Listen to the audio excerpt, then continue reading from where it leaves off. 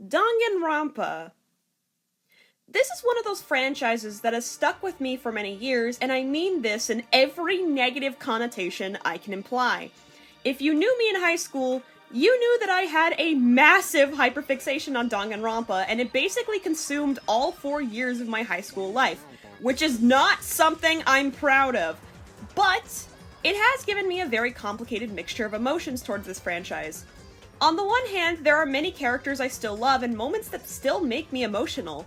On the other hand, the writing flaws and jumbled storytelling really stand out to you once you turn 18, and honestly, analyzing every element as to why Danganronpa is a mess of a franchise is a task I am not yet ready to handle.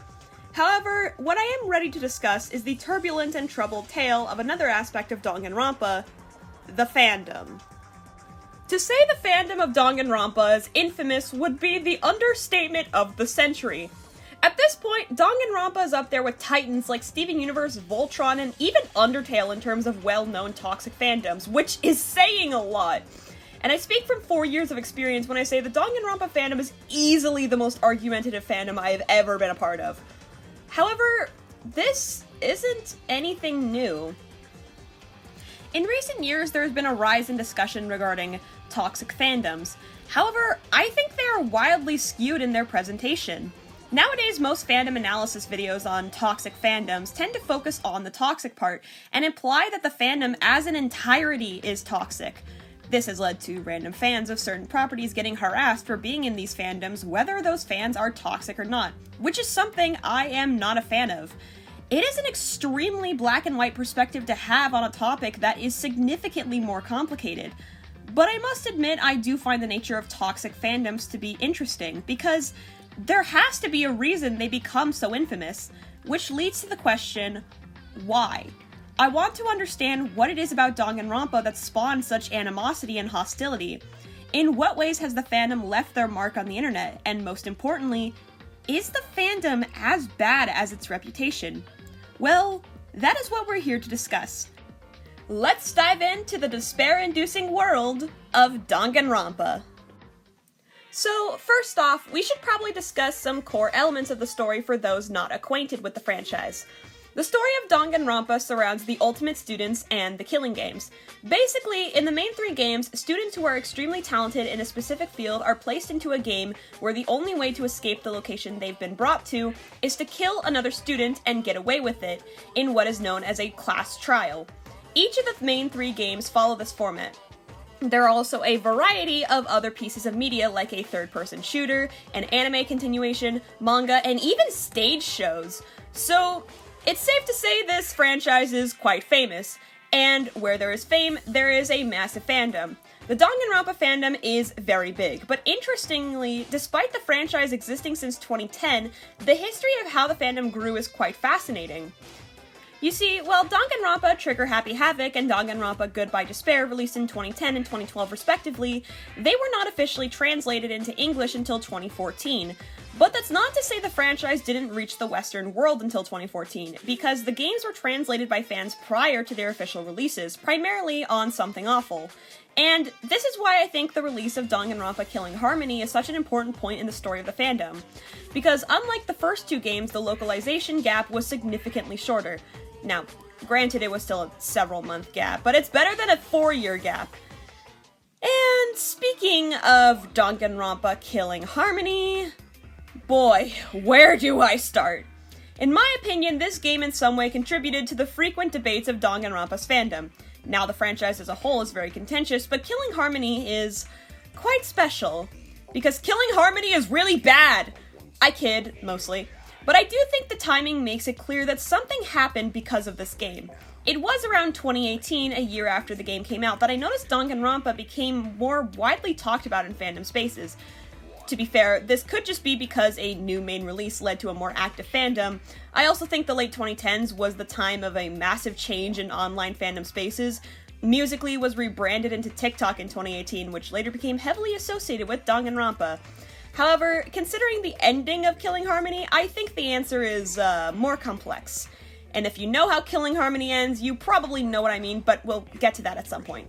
But my point is, 2018 was around the time the infamy of Danganronpa's fanbase became a widespread thing. Now, Danganronpa, story-wise, is a very complicated franchise, and this is inherently by design. The whole setup of the story revolves around characters being pushed to their limits to the point where they kill another character, so unsurprisingly the discussions around these characters are very complicated, especially with a cast as large as this one. Some of the killers are well liked in the fandom, and their motives are understood despite their actions, such as Gundam, Chiaki, or Gonta. Other characters, such as Celestia or Peko, are more contentious and less popular amongst the majority. Then you have the very controversial characters like Mikan. We are not going to talk about Mikan, but you get the idea. When you have a massive fan base of millions analyzing and debating the morality of these characters, you're gonna get disagreements, especially since this whole series revolves around teenagers committing a crime. Different people are gonna have different perspectives and opinions on who was in the right and who was in the wrong. It's a recipe for disastrous debates. But funny enough, a lot of the character debates actually extend beyond their murder cases. Namely, there are many debates regarding the gender and sexuality of various characters. Now, headcanons of this variety often become argumentative because a lot of the times they are extremely personal and thus more emotionally driven. What I mean by that is, a person who uses headcanons to project onto their favorite character is more likely to take their headcanon more seriously, which leads to disagreements. However, Danganronpa is not helped by the fact that many of their characters can be read as queer in various ways, all of them terribly written. For example, Mikan. We are not going to talk about Mikan. Then there's Tenko. Tenko is odd to me because she could have been a good character, but she fell into the curse of Killing Harmony's gimmicky writing. With most of the Killing Harmony characters, they can essentially be boiled down to a catchphrase that is repeated endlessly. Tenko is no exception.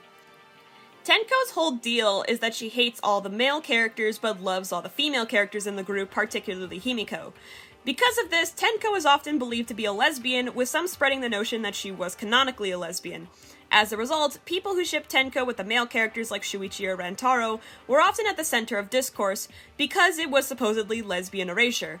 However, a lot of people didn't want Tenko to be seen as a canon lesbian character, largely because many viewed her hatred of all the male characters and her obsession with Himiko as an example of harmful lesbian stereotypes. Thus, many people didn't want to claim her as a canon lesbian. Now, I am not a lesbian, so I can't really comment on all of this, but I do think Tenko as a character is more complicated than this. Her reason for hating the male characters is really stupid and cartoonish, for example. And then there is Chihiro. Oh god, where do we even start with Chihiro? I do not have the time or energy to explain the whole story of Chihiro's gender controversy, but this is probably the most well-known debate in the fandom. For context, there is a reveal in Chapter 2 of Trigger Happy Havoc regarding Chihiro's gender, and many fans hate it. So, as a result, no one can agree on Chihiro's gender. Some view Chihiro as a feminine cis man, some view Chihiro as a trans woman, some view Chihiro as non-binary, but regardless, no one can agree. And many people are at each other's throats because of it. Now, the trope of a feminine man being initially perceived as a girl is pretty common in anime. However, I think part of the reason as to why Chihiro was heavily criticized is because Chihiro's backstory is one that can easily be read as a trans narrative, which makes their death being inherently tied to their gender a bit more uncomfortable. To be clear, Chihiro is stated in-game to just be a cross-dresser, but that doesn't change the fact that a lot of trans players felt a connection with Chihiro. When it comes to other feminine male characters in anime, I notice their gender ambiguity is either played for comedy, or is acknowledged but doesn't play too much of a role in their actual story or character. And sometimes the gender ambiguity does play a deeper role, like with Nagisa in Assassination Classroom, but usually if the character dies, their gender isn't a factor of their death, which is why a lot of trans fans find issue with Chihiro's story. And I think that's why this story is so contentious with transgender fans. Because despite Chihiro not being directly stated to be a trans character, the story hit home for a lot of trans players, which makes their death and general treatment from the narrative feel unnerving. Honestly, this whole mess is so complicated to explain without fully explaining Chihiro's backstory and all the implications, but if I did that, we would be here all day, and believe me, I can talk about this character all day. So to wrap this up, a lot of fans view Chihiro as a cisgender man who cross-dress, as that is what canon states, but many people view Chihiro as transgender, And I think this is a way to reclaim the character, which I can respect even if discussing this character online is a nightmare, which sucks because Chihiro is actually my favorite Danganronpa character. There is also him, but we will discuss him later. On top of all this, I think it is worth mentioning that there are at least 2 canonical queer characters in the franchise. This guy from the Danganronpa 3 anime, whose name I don't care about. He is a gay man who gets blackmailed into letting Junko continue her despair plan, but he dies anyway, so it doesn't matter. I don't care. Danganronpa 3 is garbage. Teru Teru is also bi, and is also the token pervert character. Yay! Arguably Spike Chunsoft is better at writing queer characters when they're not even trying, which is hilarious to me. But anyway, this element of the franchise's writing is going to create speculation and headcanons, and given that the Danganronpa fandom is massive, there is a good amount of debate. This debate largely stems from the fact that many people believe these headcanons to fall under the category of bad queer rep. That alone is a topic for a whole other video. Personally, I think this element of Danganronpa headcanons is a bit more complex than simply being bad rep. Because while many people view these characters as harmful, many people also love these characters and relate to them. And I think both sides of these debates are worth hearing out. I don't think people should be harassed for having a headcanon that goes against canon, I'm not saying that. And I'm also not trying to downplay the effect of consistently stereotyping queer characters. But my point is, with the queer headcanons in Danganronpa, there is no one correct answer. Canon can be bent to your own personal liking as long as you're not an asshole about it. That's my take on this. But in a similar vein, one of the main elements of the Danganronpa franchise that has created so much strife is the fact that Danganronpa is kind of poorly written. Well, okay, I say kind of, but truth be told, the writing of this franchise is fucking insane. Sometimes it's the most genuine, raw, emotional shit you've ever seen, and sometimes it's Danganronpa killing harmony. But for the purposes of this video, I'm mainly going to be discussing the subject matter the game depicts. To put it simply, Danganronpa covers a lot of heavy, serious subjects, and not in a good way. Religion, mental illness, trauma, toxic relationships, all kinds of childhood abuse, self-harm, disability, SUI, ideation, and more are all showcased in the franchise, and pretty much every topic I just mentioned is covered horribly. I can't go into too much detail because this video is not about the actual franchise, and it would also take too much time to explain, but why am I bringing this up then? Because I think it is a factor as to why the fandom is very defensive. I notice this a lot with media accused of problematic content or bad writing. These are media properties that are often mocked by the larger internet, which can get extremely frustrating for fans. Thus, it creates increasingly hostile fan bases who snap at any criticism of the quality of the media in question. I see this a lot with shows or games that are often associated with cringy fandoms, and this mentality makes some sense to me. When you've spent so much of your time absorbed and invested in this media, it can be really annoying to go online and see nothing but mockery. And to be fair, no one critiques Danganronpa more than Danganronpa fans, but it can be very annoying to feel like you have to justify your passion all the time, especially when the critiques often involve the behavior of the fandom. When you're incredibly passionate about a piece of media, seeing people make fun of that media can be hard to deal with. There is also another factor to this specific circumstance. Many Danganronpa fans are extremely young, and I mean really young.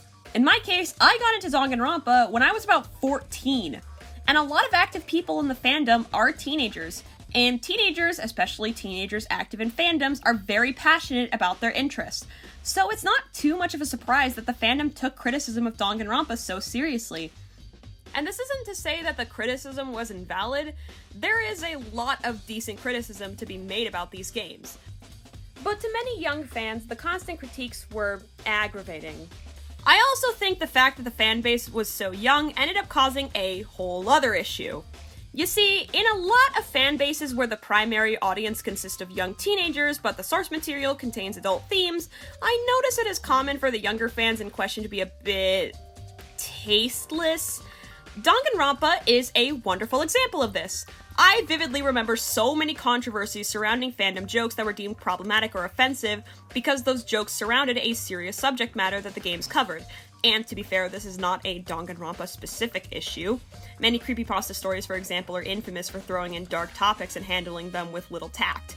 But this is largely because the people writing these stories and making those Danganronpa related jokes were very young. These fans are at that age where they want to engage with more mature subjects, but didn't really know how to, so they made jokes about it. However, others found those jokes to be in poor taste. And this issue with fandom jokes wasn't just the case with touchy subject matter. One of the best examples of this that immediately came to mind surrounds the character Angie Yonaga. In the Japanese version of Killing Harmony, Angie worships a vague deity who was never given an actual name. In the English dub, her god is called Atua. Now, Atua is the name for actual deities in Polynesian culture. Many fans were not happy when others acted like Atua was just a kooky gimmick for Angie when Atua has, like, actual cultural significance. Especially because nowadays when you Google Atua, you are guaranteed to see images of Angie, which I can imagine would be frustrating if you were interested in studying the actual Atua, and instead you got Danganronpa meme images. I recall this becoming a huge point of contention in the fandom. There are many other examples of jokes becoming controversial in the fandom, but we would be here all day. My best guess as to why this became such a consistent issue of Danganronpa discourse is because the subjects people joked about in the fandom were also treated as jokes in the game, which is something that a lot of fans really hated, so they attempted to stop similar behavior from entering the fan spaces, which, let's be real, is completely impossible. But I can understand the mentality. I do remember seeing people joke about the trauma the characters like Mikan went through, which was an experience. I also think this specific issue is worsened by the fact that it is extremely common for teenagers, especially teenagers who engage with darker media, to be fascinated by this kind of subject matter. These kids are at the age where they want to feel and be perceived as more mature, but are still young enough to not really grasp the severity of the topics they are engaging with, and because of that, we end up with situations like this. And I don't really blame these kids for their behavior because they were young and engaging with subject matter that is very complicated. And it also does not help that Danganronpa handled these subjects very poorly. I can imagine for many kids, these games were their first exposure to certain subjects, which is not good. It is a complex issue at the end of the day, but my point is the media teenagers engage with can be extremely impactful to them. And speaking of the young fanbase, Danganronpa became pretty infamous for having a very vocal and enormous community consisting of kids doing ridiculous things. I am only going to point out one famous example, the severed finger hoax. Some of you might know where this is going, but I assume a few people probably just thought, what the fuck is the severed finger hoax? So I will give some context. Basically, in 2017, a supposed audio recording of a Discord call was posted to Tumblr. Said audio recording allegedly featured someone who was a Nagito Komaeda fictionkin cutting off their own finger. For extra context, in the actual canon of Danganronpa, Komaeda did in fact cut off his own hand. And while the audio is laughed at nowadays for the pretty unbelievable performance, many people initially freaked out and believed the audio was an actual recording of something extremely gory. Eventually, this audio was confirmed to be a hoax, which only made people angrier. This whole situation has since become pretty infamous across the fandom landscape, and honestly, I wouldn't be surprised if this incident was in some way responsible for the deranged reputation the fandom has, especially the fiction kid side of things. Though, I suppose on the topic of deranged reputations as well as fiction kin, we should probably discuss one of the most important characters to the legacy of Danganronpa. One of the characters who defined the whole franchise and completely changed the trajectory of the fandom. The character who you definitely have heard of even if you've never played Danganronpa, Nagito Komaeda. To say this character is infamous would be a fucking understatement. Komaeda has absolutely breached containment across the wider internet, and I think he is a pretty important factor to the wider fandom, because a lot of people adore Nagito Komaeda. And one side of the fandom that was particularly infamous were the fans and kins of Nagito Komaeda. And that is because the character of Komaeda is fucking insane! This man attempted murder like 2 days into the game, played Russian roulette with one empty slot, blew up a school building, actually he blew up multiple buildings, and brought a gun to school, all in the name of hope. This guy was a nuclear bomb to edgy teenage girls. So many people were obsessed with him, and it is easy to see why. He has an easily recognizable character design, a compelling backstory, and an excellent vocal performance by Bryce Papenbrook. He is also heavily implied to be in love with Hajime, so there's also a shipping aspect that strongly defined his character. He is the type of character that only really arrives once in a blue moon, and when you take his morally gray actions into account, because many fans were either attracted to him or kin to him, those fans gained a certain image. Now, this isn't to say that every single Komaeda fan fit into that stereotype, but it is really common for certain fans of characters to have a specific stereotype. For example, there is this perception that most fans of Makima from Chainsaw Man only like her because they are attracted to her, or that most fans of Sans from Undertale are 12-year-old girls who ship Sans with his AU selves.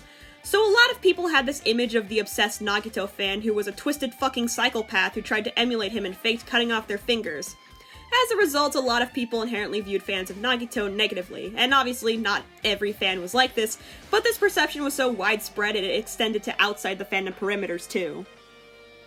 In a similar vein, many fans also became obsessed with the main villain of the franchise, Junko Enoshima. If you remember the Junko poses thing on TikTok, I am so sorry.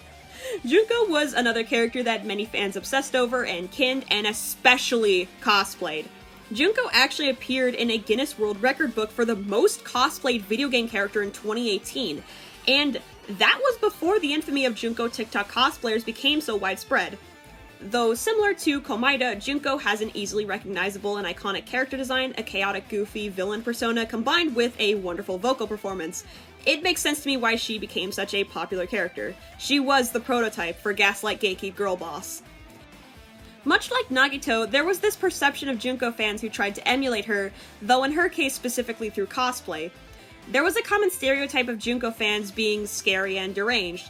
This perception spawned from a handful of infamous cosplayers on TikTok, whose actions range from petty discourse to actual criminal behavior. All of these cosplayers were famous for cosplaying specifically Junko. To quote my friend Plastic Knight, this is the female equivalent of cosplaying the Joker.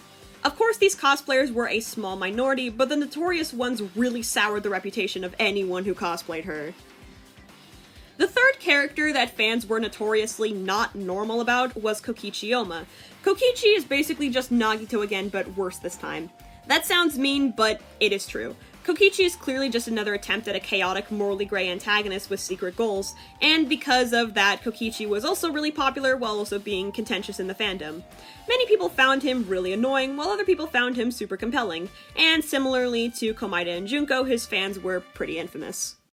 However, on the topic of killing harmony, I should mention that this game is also pretty controversial within the fandom, both because it arguably has the most, for lack of a better word, problematic elements, and also because of its ending. The ending of Killing Harmony is extremely divisive because of the meta nature of it.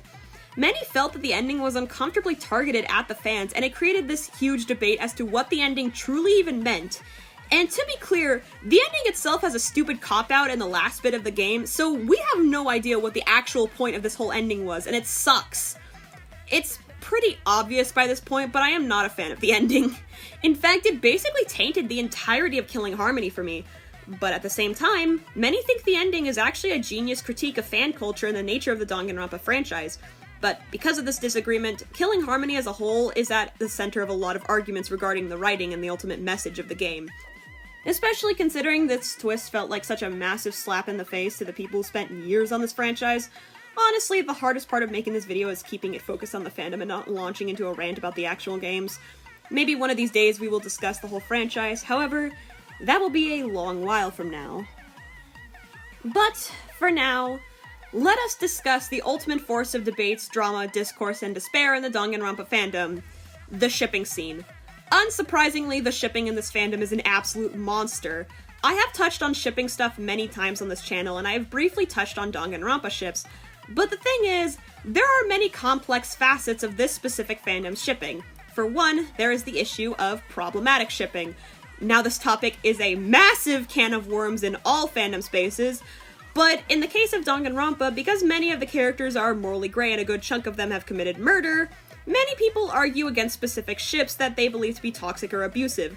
Various ships such as Byakuya x Toko, Hyoko x Mikan, Kokichi x Gonta, various ships between one of the murderers and their victims, and essentially every Junko ship are all examples of ships that are widely hated in the fandom.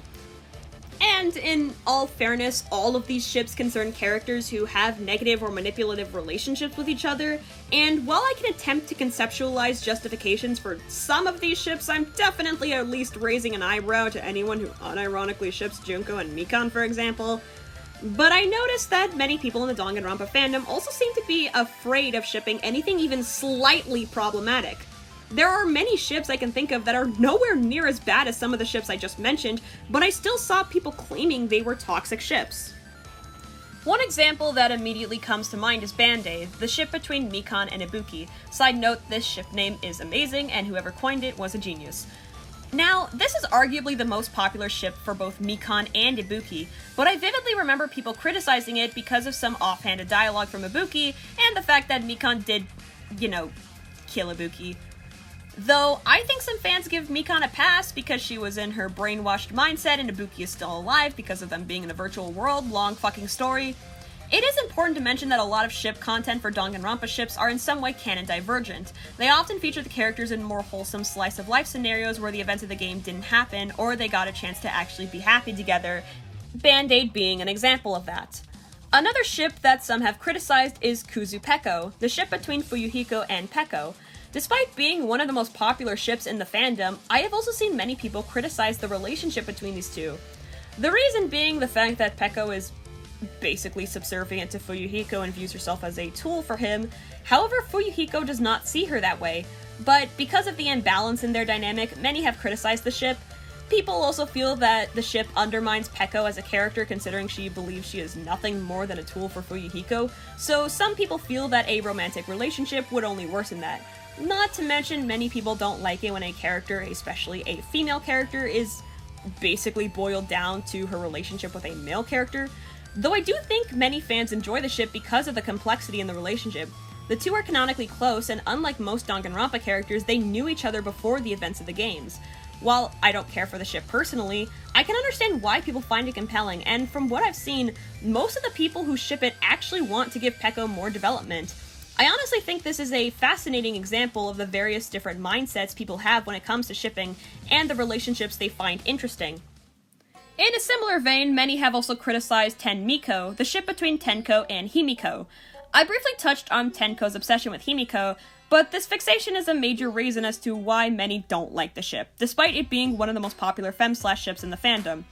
Tenko is admittedly a bit uncomfortable with how focused on Himiko she is, but I noticed many fans of the ship basically sweep that under the rug. Like I said, the fanon content is heavily canon divergent, and maybe it's because Killing Harmony has probably the worst character writing in the whole series, but there are moments that imply depth and sincerity from Tenko, which made a lot of people want to write her in a way that was less cartoonishly obsessive. Many felt that she could have been a better character had she not been written in such a one-note way, but again, a story for another day. My point is, the people who ship Tenmiko often give the ship more depth than the actual game did, and portrayed it in a more balanced way.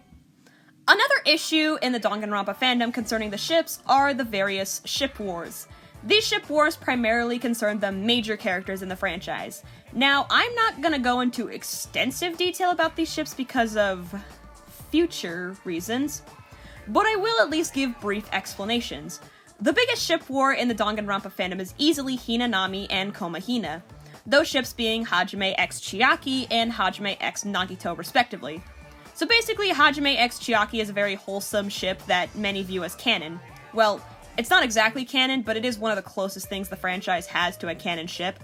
However, this ship is also a feast for the angst lovers considering Chiaki is, dead.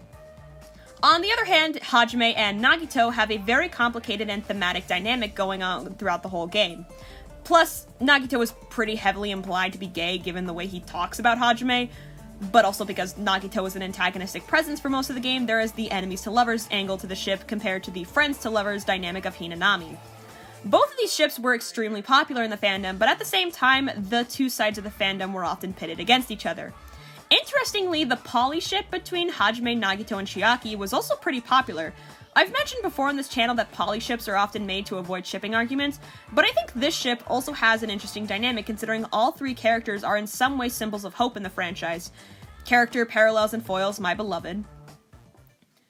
There are also, 5 ship wars happening and killing Harmony all at once. The main 3 center around Shuichi Saihara, those ships being Saimatsu, Saimota, and Sayoma, aka Shuichi x Kaede, Shuichi x Kaito, and Shuichi x Kokichi.